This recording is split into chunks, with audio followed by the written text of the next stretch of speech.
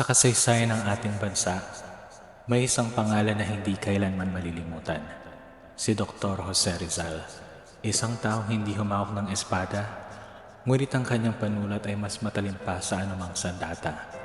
Isang manggagamot, ngunit ang kanyang tunay na pinagaling ay ang bulag na kamalayan ng kanyang bayan. Ngayong araw, babalikan natin ang kanyang buhay. Mula sa kanyang pagiging isang batang puno ng pangarap, hanggang sa pagiging isang lalaking hadlang ialay ang lahat para sa kanyang bayan. Ito ang kwento ni Rizal, ang kanyang mga alaala, mga tagumpay, at ang kanyang hindi matitinag na tiyuan ng pagmamahal sa Pilipinas.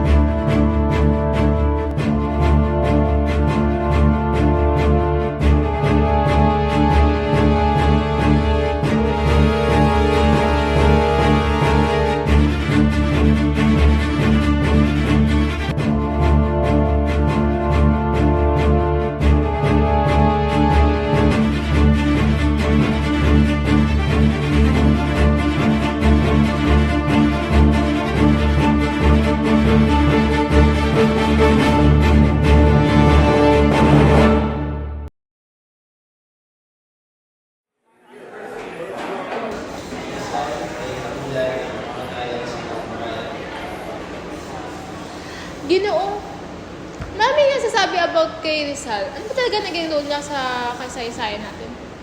Daniel, napakahusay na tanong. Si Rizal ay hindi lamang isang bayani, kung hindi isang henyo, manunulat, pintor, at doktor. At higit sa lahat, isa siyang inspirasyon.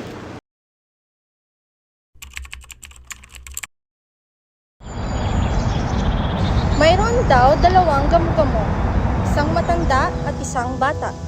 Maibigin silang maglaro sa tabi ng ilaw na kandila. Isang gabi, ang batang gamo-gamo ay lumipad ng lubhang malapit sa ngingas ng kandila.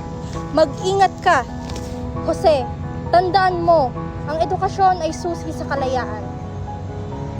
Kasi, huwag mong kalilimutan ng ating bayan. Darating ang panahon na ikaw mismo magiging tinig ng mga Pilipino. Pangako kuya, mag-aaral ako ng mabuti.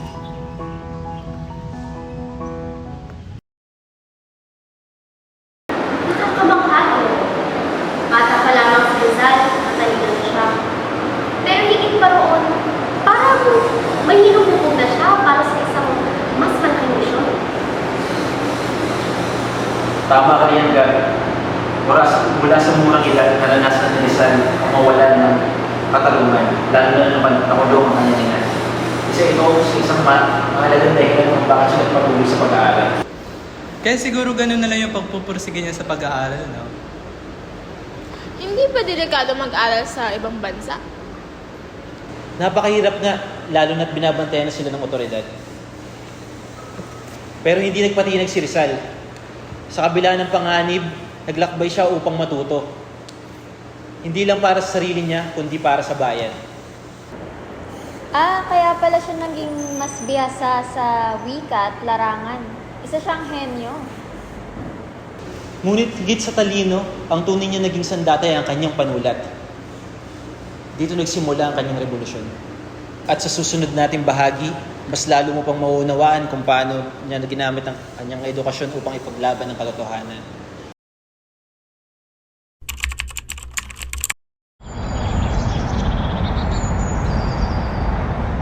Jose, hindi ka ba napapagod? Araw-gabi ka na lang nag-aaral.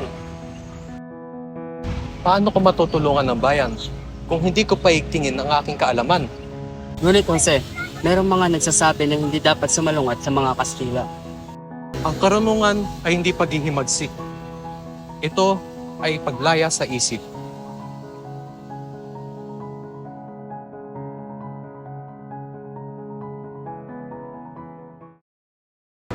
Ang talino talaga ni Rizal, hindi lang siya isang mahusay na mag-aaral, kundi kinuha niya rin ang lahat ng kaalaman na kaya niyang makuha.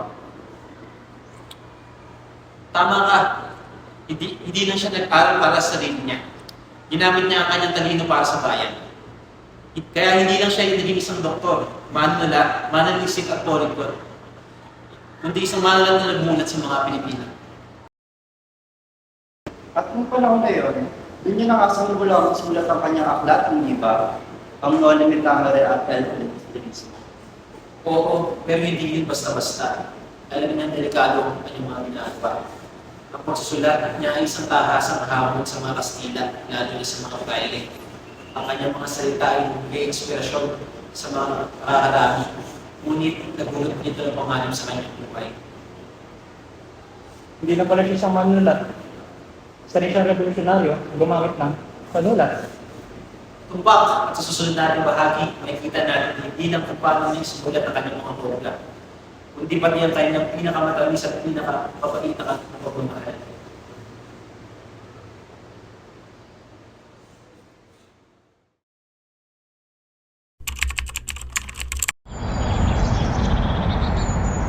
Kasi, tungkol saan ang iyong sinusulat? Ang aklat na sinusulat ko ay Noli Me Tangere.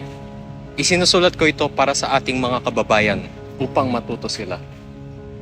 Naiintindihan ko ang punto mo, ngunit, Jose, hindi ka ba natatakot sa ginagawa mo? Mas nakakatakot ang hindi kumilos para sa bayan. Subalit, Jose, alam mong haharangin nila ang iyong aklat at lalo kang mapapahamak. Kung may kapangyarihan ang panulat, mas may kapangyarihan ang katotohanan.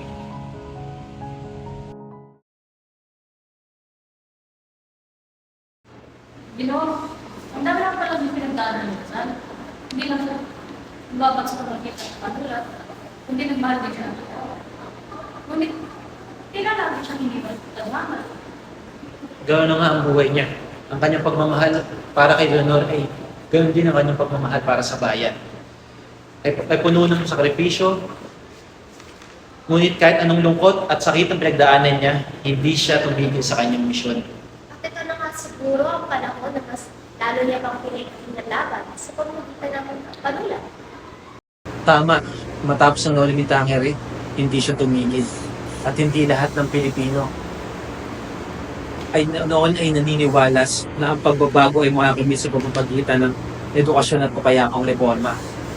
Hindi po ba ang LPD ang mas matiling na tema kaysa kay Noli Me Tangere? Tama, kung sa Noli, pinakita niya ang sakit ng lipunan. Sa LP, pinakita niya kung ano maaaring maging resulta ng labos na pang-aapi, galit at paghiganti, at bayan lunaris na lumaya sa anumang paraan kahit sa pamamagitan ng dahas. Kaya pala si Simon, hindi na siya ang dating Desosto ng Ibarra. Hindi na. Isa na siya manino na kanyang nakaraan. Puno ng inanakit at determinado pabagsakin ng sistema. Ngunit sa kwentong ito, makikita natin ang masalimuhang na tanong. Kapag ang isang tao ay nawala sa kanya ang lahat, paano siya magpapatuloy? Paghiganti ba ang sagot o mas lubuluhang paraan upang lumaban? At sa malagay ko, dito din natin makikita kung paano nakita ni Rizal ang dalawang magkaibang pananaw ng laban ng karunungan laban sa taas. Eksakto. At ngayon, panoorin natin ang isang bahagi ng El Filibusterismo kung saan makikita natin ang tunay na lalan ng kanyang mensahe.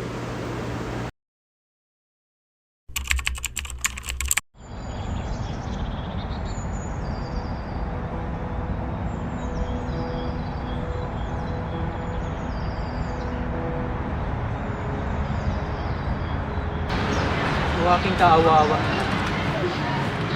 Kung buhay di man lang nakatikim ng githawa,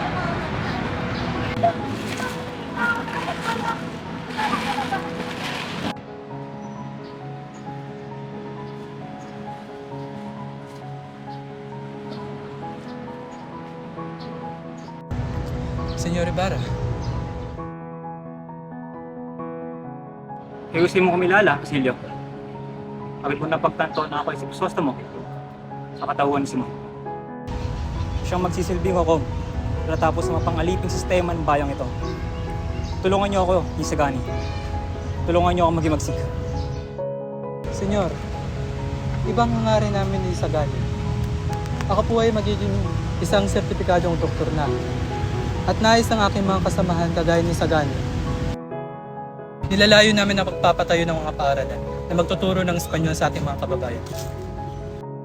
Bakit kayo nagustulo ng Espanismo? Hindi ba tayo napag-unlad magsalita ng Kastila?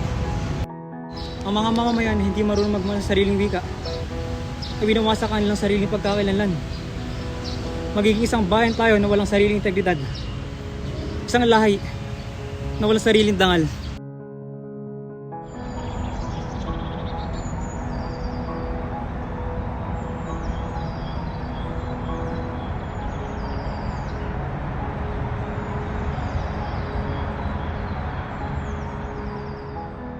At ngayon, malapit ko nang marating ang tugatog ng tagumpay. At marahil ay higit pa sa aking pinapangarap. Na ipapakasal ko na ang tagapagbana ng mga Gomez. Dito ko idaraos ang pista. At magiging panauhin ko ang mga Diyos-Diyosan ng Maynila na siyang magbibigay ng karangalan sa akin.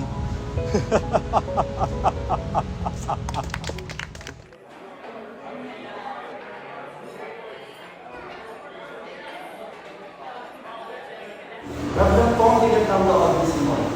But knowing Dr. Jose Rizal, alam naman natin ay ayaw yung kumain ng tulong, di ba? Tama. Ipinakita niya ang epekto ng revolusyon. Ngunit naniwala siya ng tunay na pagbabago nagsisimula sa edukasyon. Pero kahit hindi siya gumamit ng barel, itinuloy pa rin siyang isang banda. Dahil ang panulat ang kumuha sa damdamin ng bayan. Kaya siya nalitis at tinatulan ng kamatayan.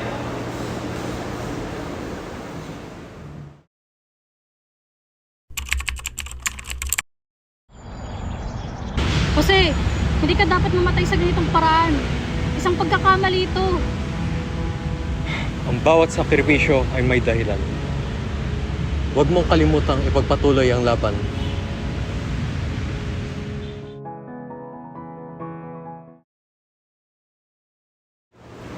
Kaya pala hindi lang siya isang bayani, kundi isa rin siyang simbolo ng laban para sa kanayaan. At ang laban niya ay hindi natapos sa kanyang kamatayan. Sa kanyang pagkamatay, mas lalo nagising ang bayan. At ngayon, nasa atin na ang responsibilidad para ipagpatuloy ang kanyang adhikar. Tama, ang tunay ng diwan ni Rizal ay hindi lamang nasa aklat, kundi nasa mga Pilipinong naghahanap ng pagbabago.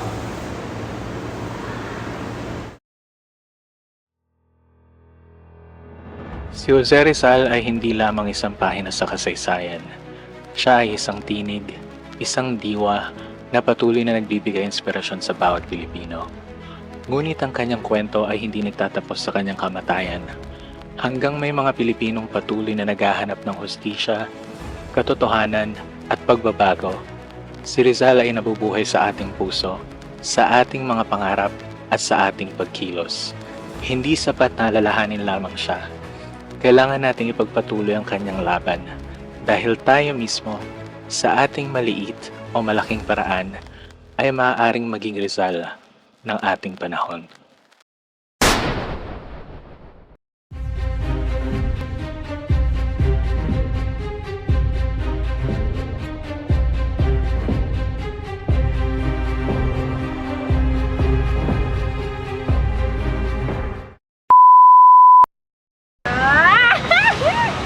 Okay na. Uy, stop na! Okay. Agad mo napagtanto na ako sa...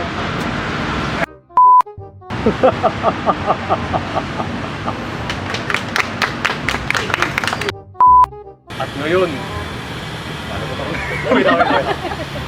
Ano na? Ayusin mo sila. Jose! Okay, nakapunta ko. Okay, aamba. Okay, wala pa. Ang bilis. Paano pinakita ni Rizal ang dalawang magkaiba Wait lang. Paano din ginamit ang kanyang sitwasyon ko po? Yes, yes. Ano po mamahal?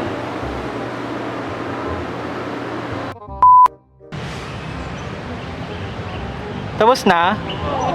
Ah, okay.